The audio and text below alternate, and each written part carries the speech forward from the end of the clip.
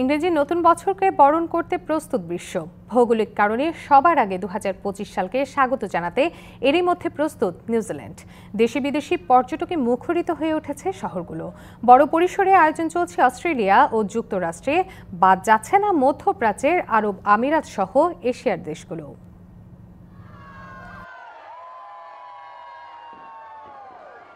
বিশ্বের প্রথম শহর হিসেবে নতুন বছরকে স্বাগত জানাতে বরাবরের মতোই প্রস্তুত রয়েছে নিউজিল্যান্ডের ওকল্যান্ড শহর।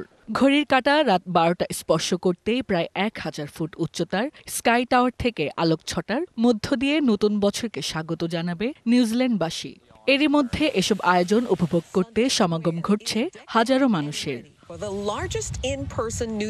বর্ষবরণের প্রস্তুতি চলছে অস্ট্রেলিয়ার সিডনি, মেলবোর্নের মতো শহরগুলোয়। আতশবাজি আর আলোর ঝলকানি দেখতে পর্যটন কেন্দ্র অপেরা হাউস সহ জনপ্রিয় নানান স্থাপনার চারপাশে বাড়ছে উল্লাসিত মানুষের ভিড়। তাঁবু গেড়ে অবস্থান নিয়েছেন তারা।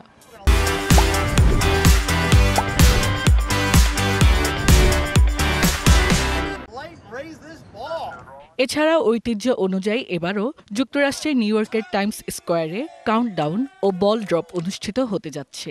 দুনিয়ার ভ্রমণ পিপাসুরা মন উজাড় করে উপভোগ করবেন বর্ষবরণের দৃশ্য। তবে এবার যুক্তরাজ্যের স্কটল্যান্ড সহ কয়েকটি শহরে তুষার, বৃষ্টি ও ঝড়ো বাতাসের কারণে বাতিল করা হয়েছে বর্ষবরণের বাড়তি আয়োজন। কর্তৃপক্ষ জানায়, লন্ডন সহ আশপাশের শহরগুলোয় এখনও চলছে পর্যবেক্ষণ।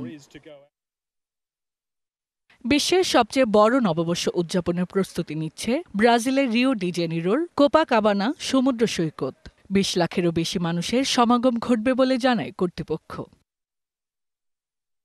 এদিকে নতুন বছরকে বরণ করতে প্রস্তুতি চলছে চীন জুড়ে। সাংহাই সহ নানান শহরের পার্ক, বিপণনী বিতানগুলো সাজানো হয়েছে বর্ণিল আলোয়। অপরদিকে স্মরণকালের সবচেয়ে বড় পরিসরে আতশবাজির আয়োজন করতে যাচ্ছে আরব আমিরাত। রাজধানী আবুধাবিতে টানা 53 মিনিটের আলোর ঝলকানি দেখবে বিশ্ব।